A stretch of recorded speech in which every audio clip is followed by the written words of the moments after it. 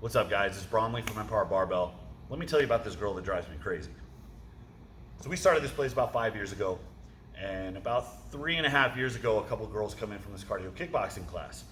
So these girls never really worked out. You know, they did the boot camp stuff, the cardio stuff, but they never really lifted weights. They didn't really have any foundational technique or experience with heavy weights, for sure.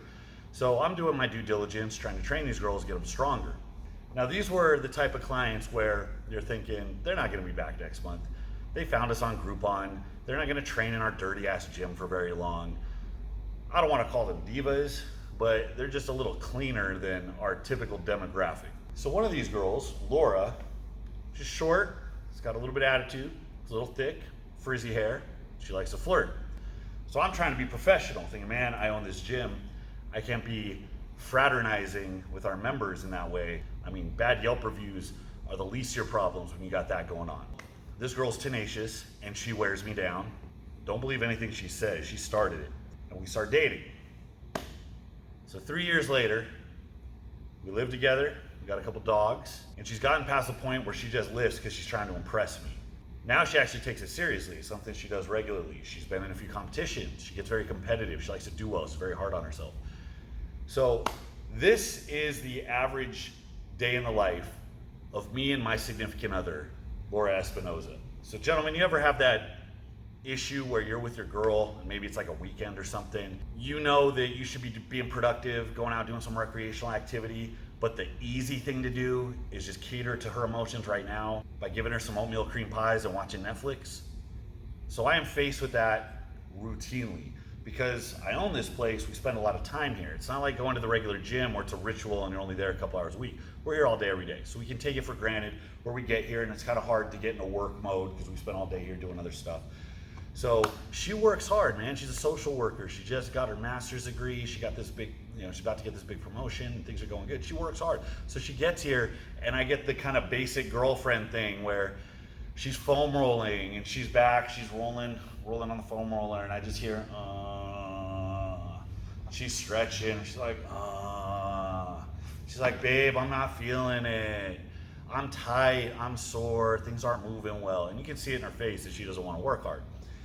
So this is our ritual, right? Because everybody needs a ritual when they train. And this is it's not the best ritual, but it's our ritual and it works. So she comes in, she starts making those grandma noises on the floor. I see that her head's not in it and she's not willing to work, which immediately triggers me to get aggressive and confrontational. So I start getting in her face. What's wrong with you? Get it together. You gotta work hard. You're wasting time. You've been foam rolling for 45 minutes. Get under the bar, start warming up. So at this point, she realized, okay, Alex is on my butt, it's time to get going. So finally, after a very long, drawn out period of procrastination, she gets under the bar.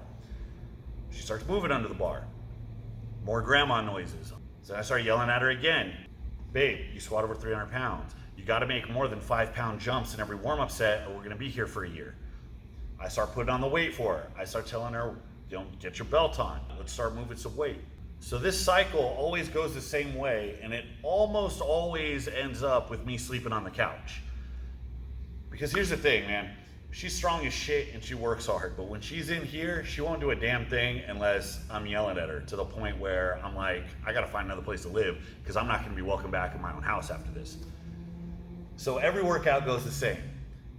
Extended warm-up, procrastination, grandma noises. I get short, I start yelling instructions at her. More grandma noises, more yelling from me. She stops talking to me. She hits a PR. Everybody starts applauding.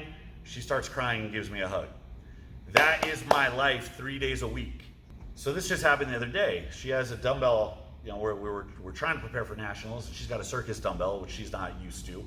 And she's a strong presser. She's 5'1", but she can press 185 pounds over her head. It's a 60-pound dumbbell we're working with, and I'm expecting her to at least fling it around.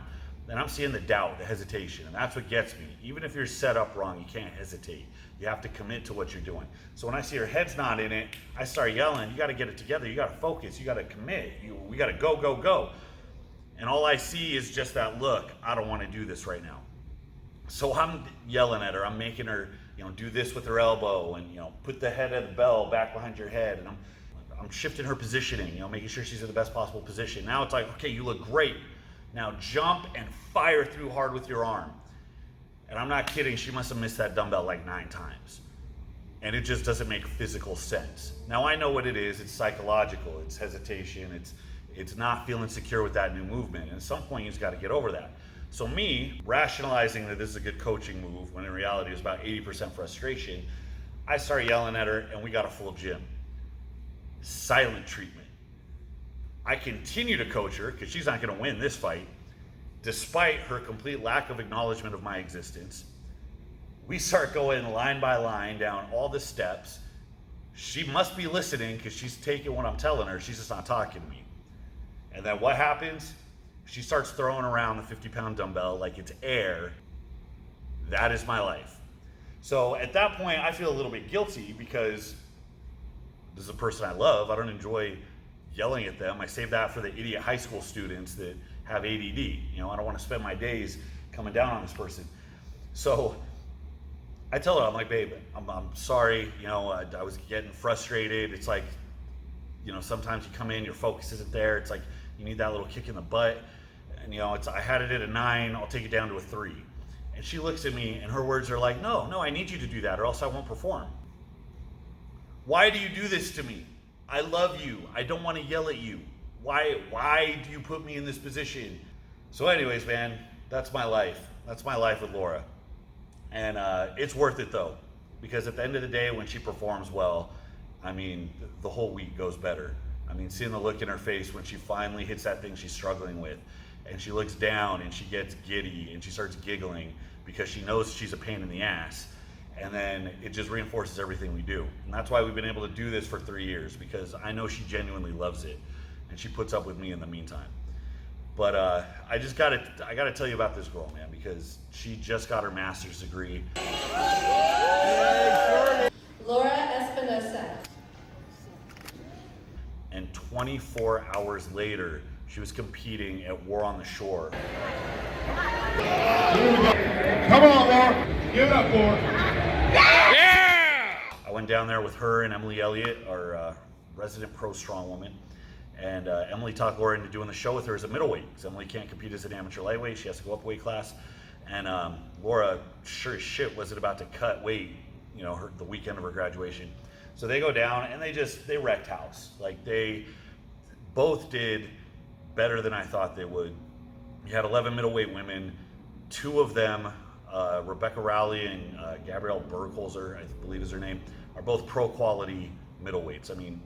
They're like the female version of linebackers. They're right at that weight where they're lean, but they still have mass, they're strong, they can move. Heavier than both these girls. There's no doubt those 2 were going to take first and second. So that left 9 other women. 3 of them were very strong. You're talking about with this girl Nadia from Jacob Finnerty's camp. She's been training a short period of time as a middleweight. She has like a 500-pound deadlift, which is insane. You got this girl, I don't even know her name, Christy. She goes by Krispy Kremes on IG. She's a elite powerlifter, as I understand it. And that left, Emily to round out the mix in top 5. Emily took 4th. So she beat Nadia. Nadia is insanely strong, and she took 4th place right behind Krispy Kremes. This is a girl who's taller than her, a girl who's bigger than her. No strongman experience to speak of, but they're very limited, but very strong. And in amateur ranks, being much, much stronger than your opponent, despite what people tell you, goes a long way. So she did very well in her first strongman meet, but Emily placed right behind her. It was something like a half point or a point behind her, and it was close. It was a very close show. So I was very proud of that showing. And then Laura took 6th. So out of 11, 5 girls beat her. And those are the 5 strong girls I just went over. And then Laura took, dead center, beating 5 girls.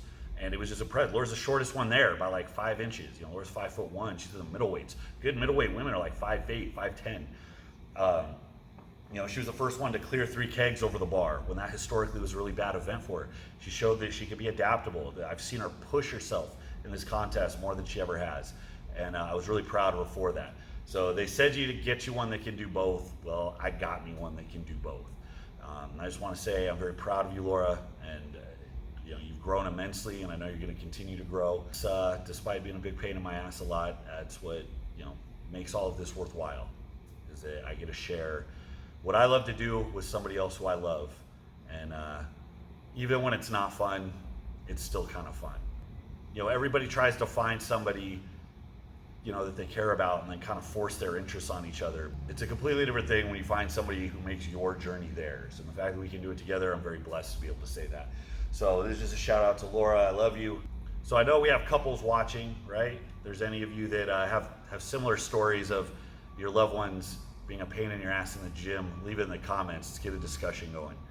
Until next time, this is Bromley at Empire Barbell. I'll see you guys.